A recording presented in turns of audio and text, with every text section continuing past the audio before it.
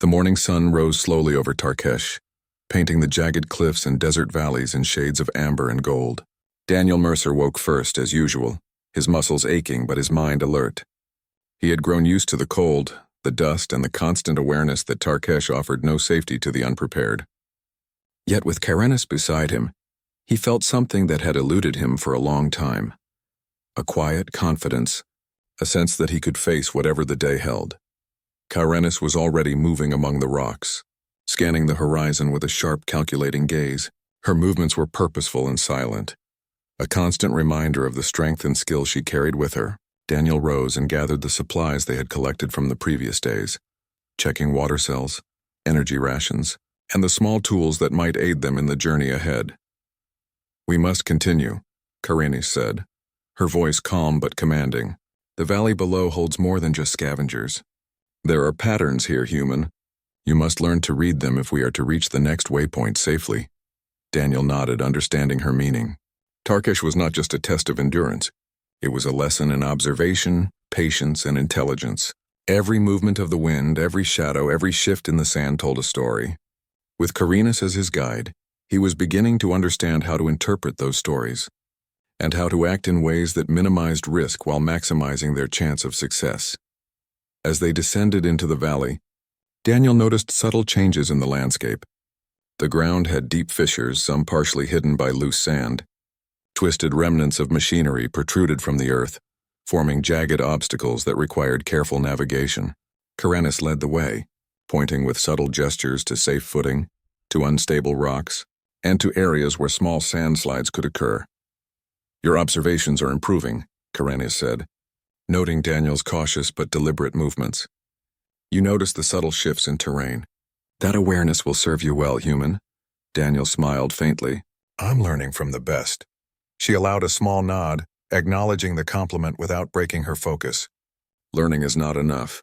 You must also trust yourself. When the moment comes, hesitation can be more dangerous than ignorance." They moved carefully for several hours, and just as Daniel began to feel the strain of constant vigilance, Karenis stopped abruptly. Her eyes scanned the distance and she held up a hand to signal silence.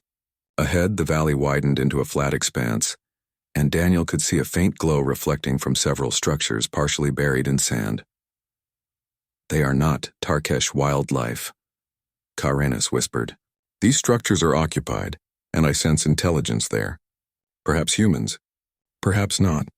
Observation is required before we approach." Daniel nodded, gripping his supplies tightly. He understood the need for caution. Tarkesh was unpredictable, and the unknown had a way of revealing itself in moments that required calm and precision. They crept closer, keeping low behind rocks and debris, their movements synchronized. Daniel marveled at Karenis' skill, the way she anticipated shifts in the terrain, how she read the subtle changes in light and shadow. He realized that she was not just guiding him physically, but teaching him to see the world differently, to anticipate, to interpret, and to act with awareness. As they neared the structures, Daniel could make out figures moving among the ruins. A small group of humans and aliens all engaged in the collection of supplies, tools, and energy cells. They moved with purpose, but Daniel noticed something else. Their coordination was imperfect. They lacked the discipline and instinct that Karenis and he had developed through observation and experience. "They are focused on survival," Karenis said softly, "but they are not trained for danger beyond what they expect. That gives us an advantage." Daniel glanced at her. "So, what do we do?" "We observe," she replied. "And we wait. Patience is often the strongest weapon." For the next hour they studied the group, noting routines, interactions, and patterns. Daniel realized how much he had grown in just a few days. He could anticipate movements, identify weaknesses, and even predict reactions. Karenis' teaching had transformed him from a reactive survivor into a thoughtful, capable human. As the sun reached its peak, Karenis motioned for Daniel to follow her into a narrow passage between two ruined structures. They moved silently, staying out of sight, and Daniel felt a thrill of accomplishment. He was no longer merely following. He was thinking, calculating, and contributing to their shared safety. Inside the passage, they found a small cache of supplies left behind by the group. Karenis examined the contents quickly: water cells, energy packs, and a small set of tools that could repair minor equipment. She gestured for Daniel to collect them, and he did so with careful hands, careful not to make noise. "You are improving," Karenis said again, "not just in skill but in understanding. You read the environment as it is, not as you wish it to be. That is rare, human." Daniel felt a surge of pride. "I've had a great teacher." Karenis allowed herself a faint smile, her amber eyes glinting.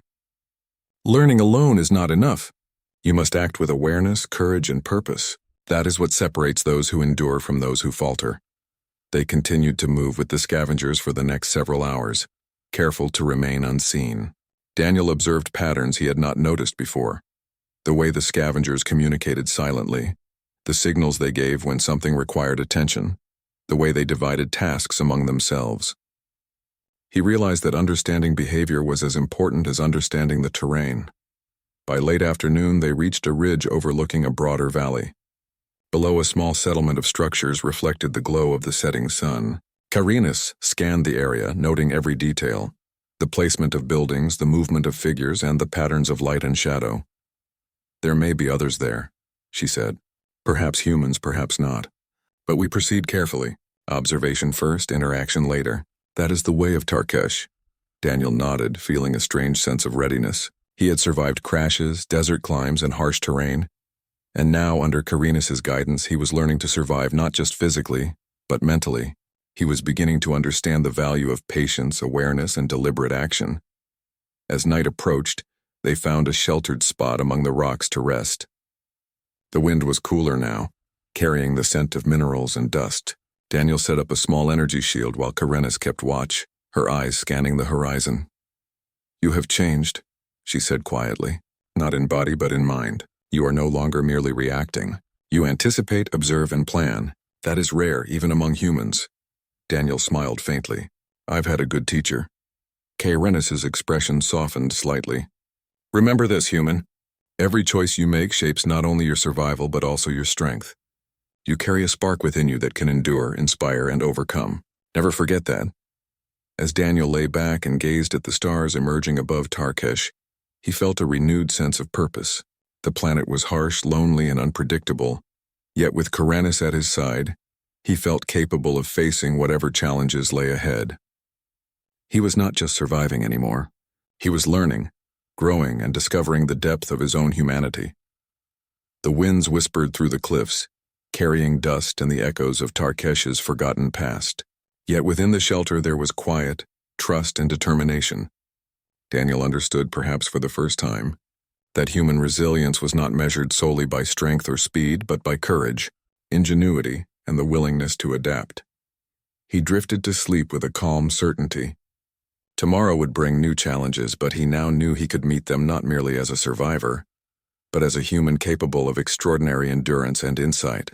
And with Karenis beside him, he felt that no obstacle, no matter how vast or unpredictable, could truly defeat him. The corridor smelled of metal and recycled air as Marcus Hale led Solara through the abandoned maintenance tunnels.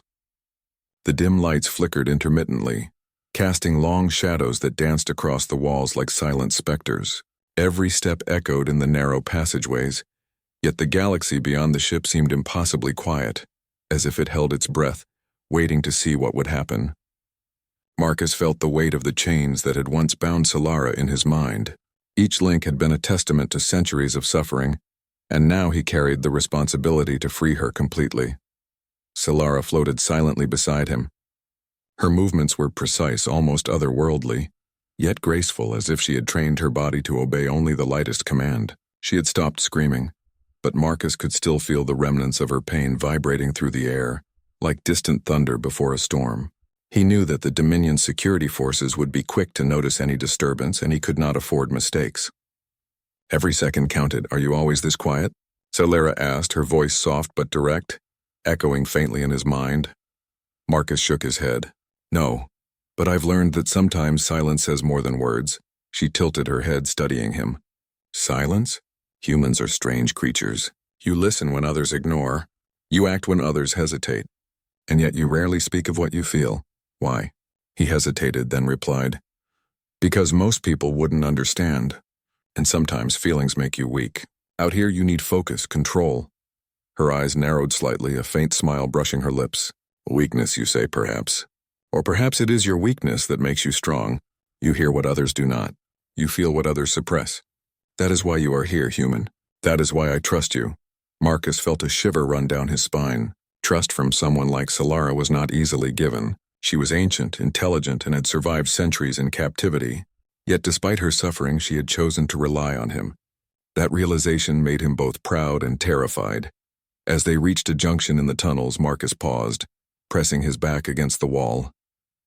Ahead, a security drone floated silently, its sensors glowing faint red as it scanned the corridor. Marcus held up a hand, signaling Solara to stop. The drone's mechanical hum was almost hypnotic, and Marcus felt his pulse quicken. "We can't fight it," he whispered. "Not head-on. We need to distract it." Solara's eyes glinted with curiosity. "Distract? You plan to deceive a machine built to kill?" Marcus gave a faint shrug. "Humans are good at that." He took a small metal rod from his pocket and tossed it down a side corridor. The rod clanged against the wall and bounced, drawing the drone's attention. Its sensors shifted, scanning the noise. Marcus motioned for Solara to follow, and they slipped quietly down the opposite path. He could feel her studying him, and he wondered what she was thinking. Was she judging his abilities, or simply observing how fragile yet determined humans could be? The tunnels twisted and turned, winding like a labyrinth designed to confuse intruders. Marcus had memorized parts of the ship's schematics, but the Dominion's influence made navigation unpredictable. At one point, a section of the floor shifted beneath them, revealing a trap designed to drop anyone into a containment pit. Marcus caught Solara just in time, his hand gripping hers with surprising strength. "You are stronger than you look," Solara said, a hint of admiration in her voice. "And you're lighter than I expected," Marcus replied, trying to mask his tension with humor. She gave a soft laugh, a sound that resonated with genuine relief. For a moment, the fear and despair of the situation lifted, replaced by an unusual companionship. They finally reached a door that led to the ship's lower decks, where the containment systems were centralized. Marcus studied the panel carefully. It was complex, filled with alien symbols and holographic readouts that shifted constantly. Any mistake could trigger alarms, alerting every security officer on the ship. He felt sweat bead on his forehead but forced himself to stay calm. Solara extended a hand toward the panel. "I can help," she said softly, "but my strength is limited. I have been drained for centuries. I can guide you, but the work must be yours." Marcus nodded, appreciating her honesty. Together, they began to manipulate the controls. The holographic interface was unlike anything Marcus had seen. It pulsed and changed as if alive, resisting their attempts. He had to think like the system, anticipate its responses. Solara murmured guidance in his mind, a quiet stream of knowledge that he had to translate into action. Hours seemed to pass, though it was likely only minutes. Marcus's fingers moved quickly, following patterns Solara suggested. Finally, with a low hum, the locks disengaged and the containment fields began to flicker. Chains of energy that had bound Solara for centuries fell away, evaporating into faint sparks. Solara took a deep breath, her shoulders relaxing for the first time in decades. "Freedom." "It feels strange," she whispered, "yet also terrifying. I have lived in chains for so long that I fear what will come next." "You won't face it alone," Marcus said firmly. "We'll figure it out together." Her gaze softened, and for a moment she seemed almost human, vulnerable and fragile.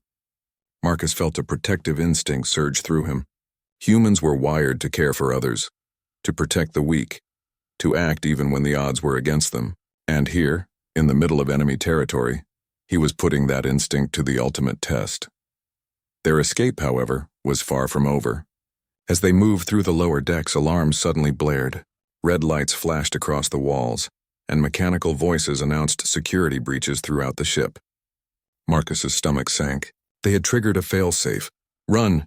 he shouted, taking Solara's hand again. "We need to reach the docking bay before they trap us." They sprinted down the corridors, dodging security drones and patrols. Solara moved with grace, her powers allowing her to evade sensors and obstacles with ease. Marcus relied on strategy, improvising paths and distractions to stay ahead of their pursuers. They had become a team, their strengths complementing each other in ways neither had expected. At one point, a squad of Dominion soldiers appeared at the end of the corridor.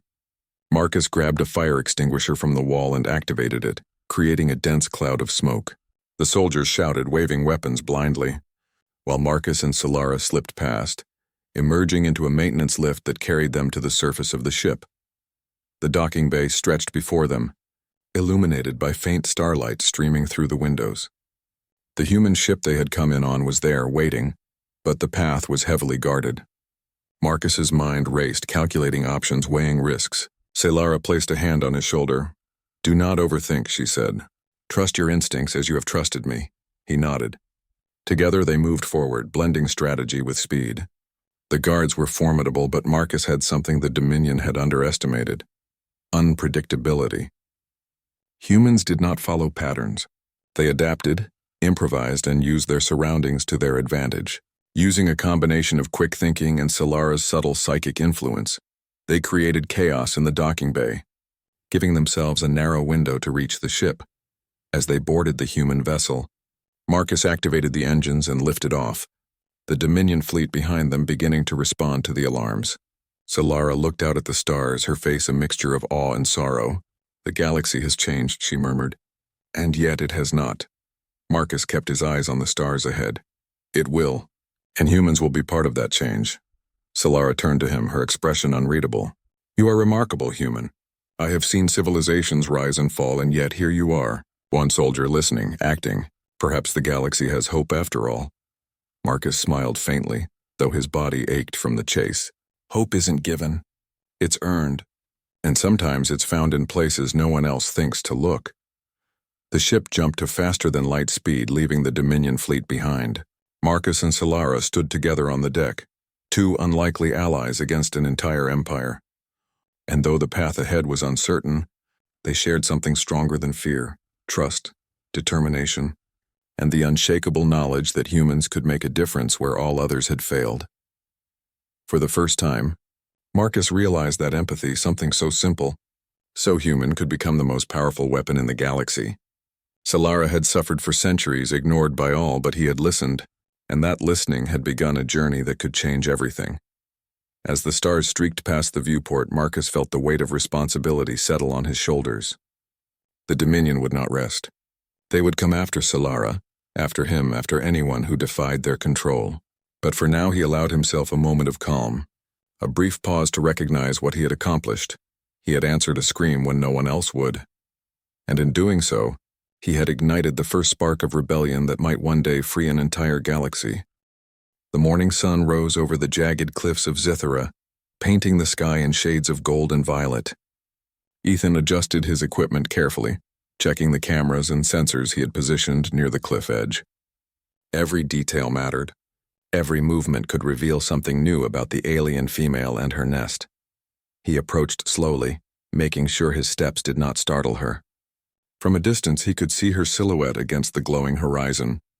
She stood tall, wings partially spread, scanning the area with sharp, intelligent eyes. Ethan froze for a moment, awed by her presence. Despite the size difference, there was a grace in her movements, a precision that reminded him of a predator, but one with care and purpose. Ethan began to document the morning routine of the alien female. She tended to her eggs, carefully shifting them to keep them warm and protected. He noticed subtle gestures he had not seen before. A soft hum she emitted, barely audible, that seemed to soothe the eggs. The way she flexed her claws gently to adjust their positions, and a slight flare of her wings that appeared almost ritualistic. As he observed, he realized that her attention occasionally drifted toward him. She tilted her head, her gaze locking onto his every move.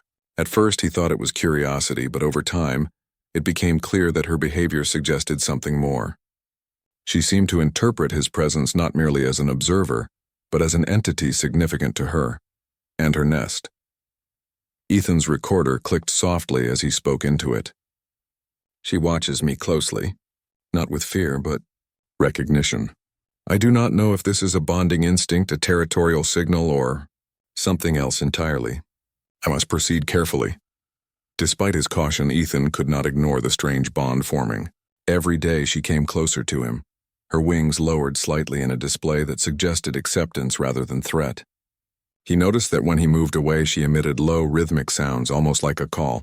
When he returned, she seemed to relax, her posture softening.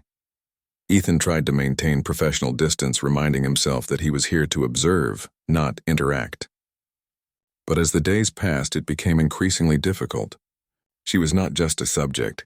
She was intelligent, perceptive, and aware of him in ways that defied his expectations. One afternoon, while Ethan carefully took notes, he spotted movement near the cliff's edge below him. A small quadrupedal predator approached the nest, its eyes glinting with hunger. The alien female noticed it immediately, hissing sharply. Her wings spread wide, making her appear even larger, more formidable. The predator paused but did not retreat. Ethan's heart raced. From a distance, he realized he needed to act, but cautiously. Any wrong move could provoke the predator or trigger aggression from the female. He grabbed a small flare gun from his kit, hoping to scare the predator without causing harm. As he fired, the light startled the creature, forcing it to retreat temporarily. The female watched him intently, her gaze unwavering. After the predator fled, she approached Ethan slowly, circling him carefully. There was no aggression in her movements, only a protective awareness. Ethan realized that she now included him in her perception of the nest's safety. She seemed to accept him as part of the territory she was defending, as if he were now a participant in her world. Ethan spoke softly to himself. She thinks I am part of this, not just an observer. But her partner? He shivered at the thought. The implications were enormous. If she interpreted his presence as that of a mate, every gesture, every movement, and every action he took could influence her behavior. Over the next few days, Ethan experimented carefully. He moved a few steps closer, then stepped back, observing her reactions. Each time she adjusted her position, wings slightly angled, head tilted, making subtle sounds. She appeared to understand his intentions, responding to them in ways that suggested a sophisticated level of perception. Ethan could not ignore the pattern. She had mistaken him for a mate, or at least for a being significant to her. The realization weighed on him heavily. He had come to study, to remain objective, and yet the alien female had assigned him a role that neither he nor anyone else could have anticipated. Despite his growing unease, he could not help feeling a strange admiration for her. Her intelligence, her protective instincts, her ability to read him, it was remarkable. He was witnessing something far beyond human understanding, a species with social structures and emotional depth that rivaled humanity itself. One evening, a storm rolled in from the distant mountains. Dark clouds swirled overhead, lightning flashing across the sky. Ethan hurried to secure his equipment, but the female was already alert, wings spread, guarding the nest fiercely. Rain began to fall, soaking the cliffs and the forest below. Ethan watched in awe as she shielded the eggs, folding her wings around them like a protective barrier. The storm raged for hours, but she did not falter. Every time Ethan moved, she observed him, making soft, almost musical sounds. He realized that she had become attuned to his presence, responding to him as part of her environment, her nest, and perhaps even her life. The bond was undeniable, though he struggled to understand it fully. After the storm, Ethan approached the nest cautiously. Mud and debris covered the cliffside, but the female seemed calm, her wings folded neatly around the eggs. She regarded him silently, eyes reflecting a mixture of curiosity and trust. Ethan lowered his gaze, feeling a mix of fear and fascination. He understood that he had entered a world where his role was not fully his own to define. Days turned into a week, and Ethan continued his careful observations. He noted her behaviors, the way she responded to environmental changes and how she interacted with her eggs. But more importantly, he documented the subtle ways she reacted to him. There were moments when she would approach without hesitation, allowing him to record close details of her movements. Other times she would hiss softly, reminding him that she was still wary. Ethan's recordings filled with notes on her protective instincts, her intelligence, and her social signals. Yet amidst the scientific documentation, he could not ignore the growing tension within himself. He had intended to remain an objective observer, but he had crossed an invisible line. The alien female had claimed him in her own way as part of her world. One morning, Ethan awoke to a strange quiet. The wind had died down and the forest below was still. He stepped out of his tent and noticed her perched at the edge of the cliff, wings partially spread. She had been watching him, waiting. Ethan realized that she expected him to return, to take his place near the nest. She had formed a pattern of anticipation around him, and breaking it could be dangerous. He approached slowly, hands raised slightly to show he meant no harm. She shifted her posture, wings lowering, and made a low, resonant hum. Ethan felt a shiver run down his spine. He had seen her protect the eggs, fend off predators, and respond to environmental threats.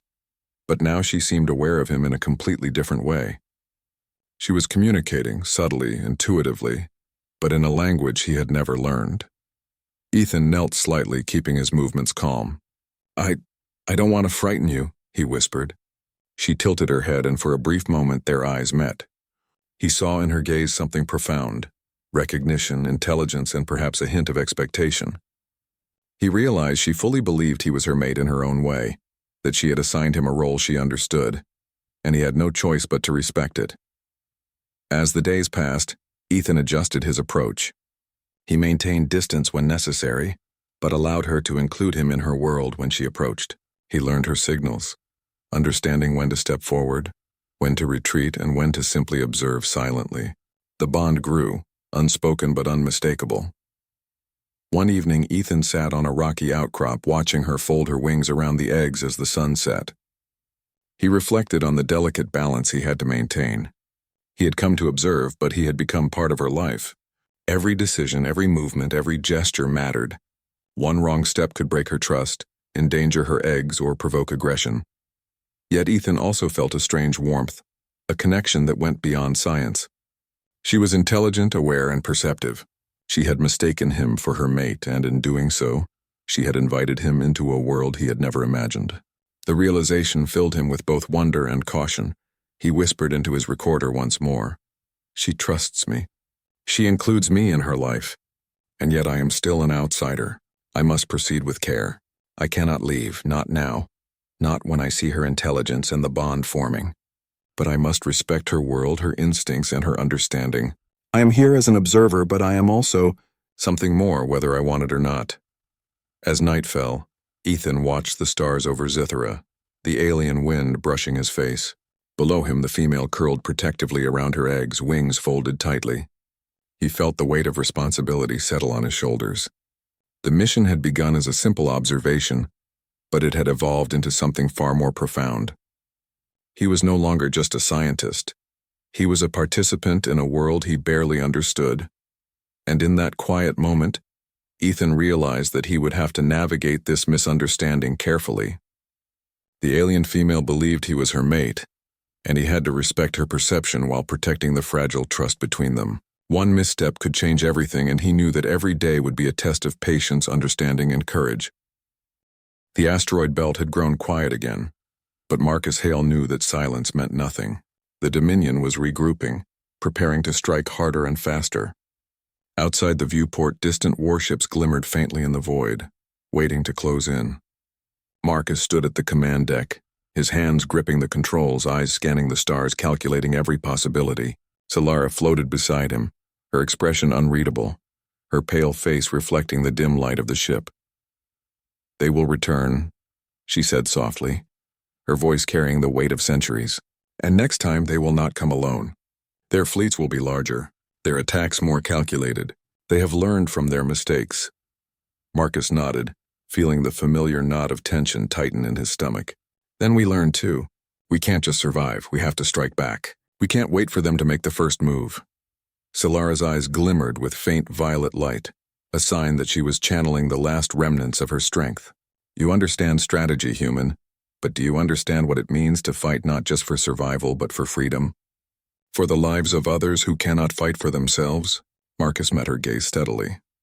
"I do. That's why we're doing this. Not just for me or for you, but for everyone they would destroy." Over the next hours they planned. The intrepid Dawn was small compared to the Dominion fleet, but Marcus and Solara had an advantage the Dominion could not predict. Human unpredictability combined with Solara's ancient knowledge. They studied the fleet's projected movements, anticipating their strategies, and devised a plan to strike at the heart of the Dominion's supply lines. Solara taught Marcus how to sense energy fluctuations in real time, how to detect weak points in the enemy ship's shields, and how to manipulate the battlefield using his intuition. Marcus absorbed everything quickly, adapting human ingenuity to alien power. He realized that humans had survived wars not by matching strength, but by thinking differently, by noticing opportunities others overlooked. When the moment came, Marcus piloted the ship into the Dominion supply corridor, a narrow pathway between massive asteroid clusters and derelict stations. The corridor was dangerous, but it was also their advantage.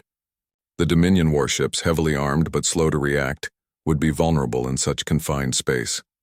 Solara focused her psychic energy, amplifying Marcus's awareness of incoming threats. Together they moved with precision, weaving through the corridor, avoiding debris and hidden mines. Marcus fired the ship's weapons at key supply depots, creating explosions that cascaded down the path, forcing the Dominion ships to scatter. "Keep going," Solara urged. "Target the engines and supply cores. Do not allow them to regroup."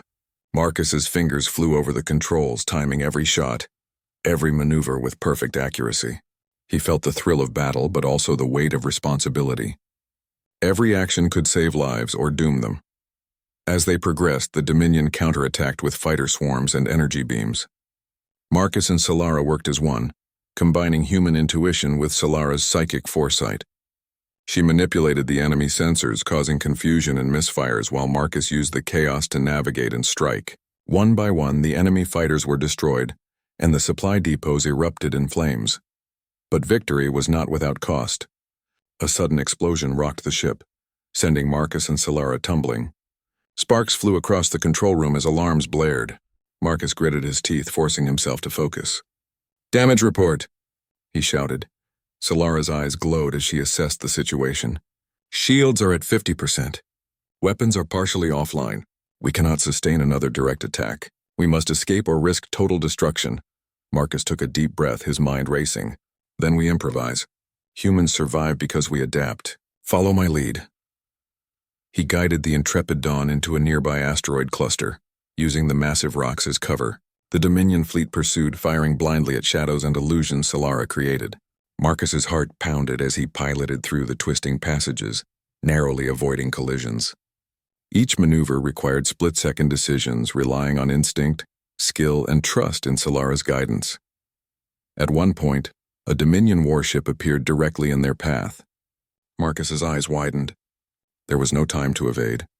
He glanced at Solara. "Now," he shouted. Solara focused all her remaining energy, sending a wave of psychic force that destabilized the enemy ship's systems. Its weapons misfired, shields flickered, and engines faltered. Marcus seized the moment, navigating the intrepid Dawn past it at impossible speed. The warship struggled to regain control, giving them the precious seconds they needed to escape deeper into the asteroid belt. They finally reached a relatively safe zone, where the density of asteroids made it nearly impossible for the Dominion to pursue without heavy risk. Marcus exhaled, his body trembling from the adrenaline. Solara floated silently beside him, her eyes closed, catching her breath. "You did well, human," she said quietly. "I have seen many battles, many soldiers. Few have your courage, your ability to adapt. You are remarkable." Marcus shook his head, still gripping the controls. "I couldn't have done it without you. We're a team. That's how we survive." Solara opened her eyes, and for the first time Marcus saw a faint smile. "Perhaps humans are not so weak after all. Perhaps your kind is capable of more than I imagined." They spent the next day repairing the ship and planning their next move. The Dominion would not stay idle for long. Marcus knew that their temporary victory only bought them time. They needed allies, strategy, and information if they were to survive the inevitable retaliation. Solara spoke softly as they worked. "There are others like me, prisoners of the Dominion. Some still alive, some long forgotten. We could free them, create a force they cannot ignore." Marcus considered her words. "It's risky, but it's also our chance to make a real difference. Not just survival, but change." She nodded. "Yes, the galaxy has seen centuries of oppression. Perhaps it is time something acts differently. Time for humans to show what courage and compassion can do." As night fell, they looked out over the asteroid field, the stars distant and cold, but full of potential. Marcus felt a strange sense of calm amidst the tension. Humans had survived impossible odds before. They had rebuilt from nothing, adapted, and overcome. Now in the void of space with Solara by his side, he knew they could do it again. Suddenly Solara stiffened, her gaze snapping toward a point in the darkness. "They are returning," she whispered. "The main fleet. They have not forgotten us." Marcus felt the familiar surge of adrenaline. Then we prepare. No matter what, we fight, not just for survival, but for freedom. Solara's eyes glimmered with a fierce determination, her psychic energy pulsing faintly around her. Then let them come. They will see that even the smallest human can ignite the greatest change. The stars outside seemed to shimmer as the Dominion fleet approached, massive and menacing, their weapons ready. Marcus and Solara stood together, ready to face the coming storm. The human soldier who had listened when everyone else ignored was now preparing to lead a fight that could change the galaxy. And as the first enemy ships emerged from the void, Marcus understood the truth that had carried him this far. Humans survive, not because they are strongest, but because they never stop trying. Because they adapt, improvise, and act when others would freeze, and now, that human determination would be tested against one of the galaxy's most powerful empires. Solara's hand hovered near his shoulder, a silent promise that they would face it together. Marcus tightened his grip on the controls, his jaw set, his mind clear. The battle ahead would be the hardest of their lives. But they were ready. The Dominion was coming, and Marcus Hale, human soldier, would ensure that they would regret underestimating him and the unexpected ally who had trusted him. The days following the Predator attacks were quieter. The jungle seemed to breathe in a steady rhythm, as if observing Alex and Lyra's growing bond. Alex had grown stronger, more confident, and more aware of the world around him. He could move silently, track small creatures, and even anticipate dangers before they arrived. Lyra's guidance had been relentless but fair, pushing him to his limits while teaching him the ways of her world. One morning, Lyra paused at the edge of a dense grove, her amber eyes scanning the shadows. "We will go further today," she said, her voice calm but firm. "There is a place you must see. It is old, powerful, and dangerous. You must be ready." Alex's curiosity flared. "What is it?" he asked, trying to keep his excitement contained. "You will see," Lyra replied, her tail flicking. "But remember, respect it. The ruins belong to those who came before us." They journeyed through thick vegetation, crossing rivers and climbing over massive roots. The air grew warmer, more humid, and the glow of bioluminescent plants intensified. Strange carvings appeared on the trees, symbols that pulsed faintly with light. Alex paused to examine them. They seemed almost alive, as if telling stories of a time long gone. Lyra observed him quietly. "These markings are old. They speak of power, knowledge, and guardianship. Few understand them now. Your kind may learn if you are careful." Alex nodded, feeling both excitement and apprehension. He had studied alien cultures before, but nothing had prepared him for this. The symbols seemed to hum under his fingertips, and he could feel the weight of history in the air. Finally, they reached a clearing. The ruins rose from the jungle floor like a city frozen in time. Massive stone structures covered in vines and glowing moss towered over them. Bridges arched between tall pillars, and intricate carvings adorned every surface. The scale of the ruins was breathtaking. Alex stepped forward cautiously. This is incredible," he whispered. Lyra's ears twitched. These ruins belonged to a civilization long gone. They were advanced, stronger, wiser, and connected to the energy of this planet. My people descended from them. We are the Guardians. That is why we survive here. Alex wandered among the ruins, touching the cold stone. Despite the decay, the structures seemed almost alive. He noticed panels with strange symbols, small devices embedded in the walls, and pathways that led into the depths of the ruins. "Could this help me get back to human space?" he asked, his mind racing with possibilities. Lyra tilted her head. "Perhaps. But the ruins are dangerous. Not all who enter return. Knowledge here must be earned. You will learn." Slowly. Over the next several days, Alex and Lyra explored the ruins carefully. Alex discovered devices that seemed to manipulate energy, some controlling gravity, others creating light, and some that responded to touch. With Lyra's guidance, he began experimenting, trying to understand their functions. Lyra watched closely, sometimes demonstrating subtle movements or gestures that activated mechanisms Alex could not figure out alone. He marveled at her intelligence. Her people were not just physically powerful, they were attuned to the world in ways humans could barely comprehend. One afternoon, they entered a vast chamber filled with glowing symbols on the floor. Alex stepped carefully, tracing the symbols with his fingers. Suddenly, a section of the floor shifted, revealing a hidden compartment. Inside were crystalline devices humming softly with energy. Alex's eyes widened. Energy sources, Lyra said. Powerful. Dangerous if mishandled. These were used by the ancients to protect themselves and their knowledge. You must be careful. Alex nodded, feeling both excitement and caution. He carefully examined the crystals, realizing that they could be the key to understanding the technology of this world. He wondered if he could use them to repair his ship, or even create a signal to call for help. As they explored deeper, Alex noticed something else, evidence of other beings.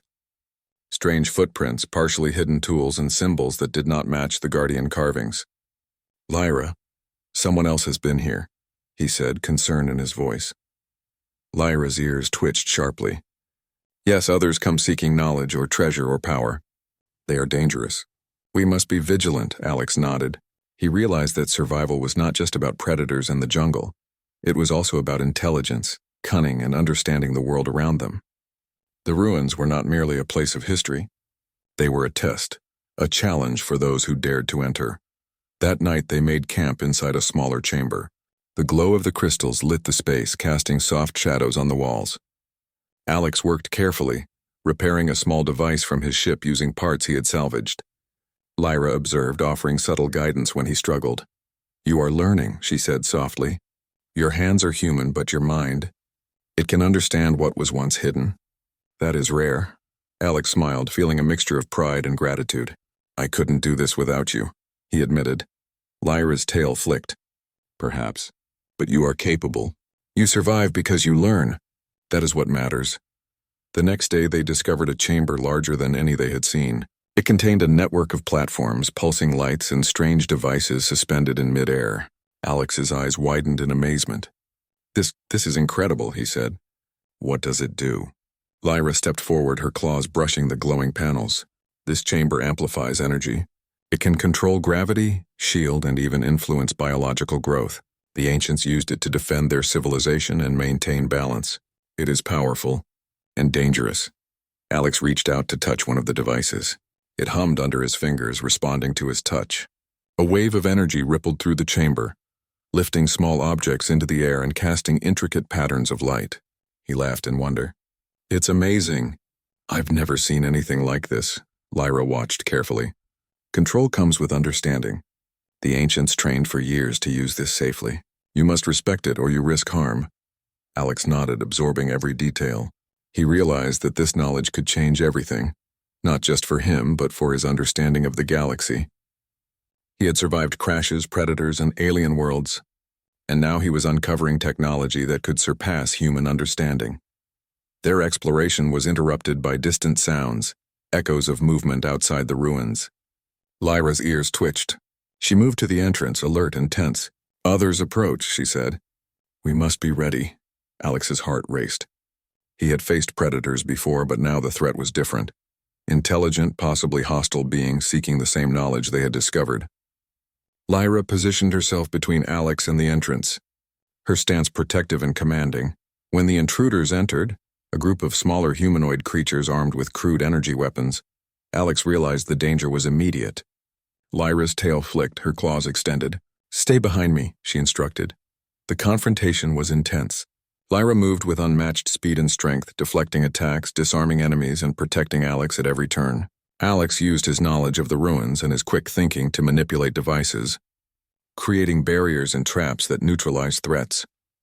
By the time the intruders retreated, Alex was exhausted but exhilarated. He had faced danger, used his mind, and learned to rely on both his instincts and Lyra's guidance. Together they were an unstoppable team. Lyra studied him, her amber eyes reflecting the glowing light of the chamber. You have learned well, she said. You are no longer just a human here. You are part of this world. And together, we are strong. Alex nodded, feeling a deep sense of pride and belonging. He had not only survived but thrived. The ruins had tested him. The jungle had challenged him, and the predators had forced him to grow. And through it all, Lyra had been there, not just as a protector, but as a partner, a guide, and a constant presence he could trust.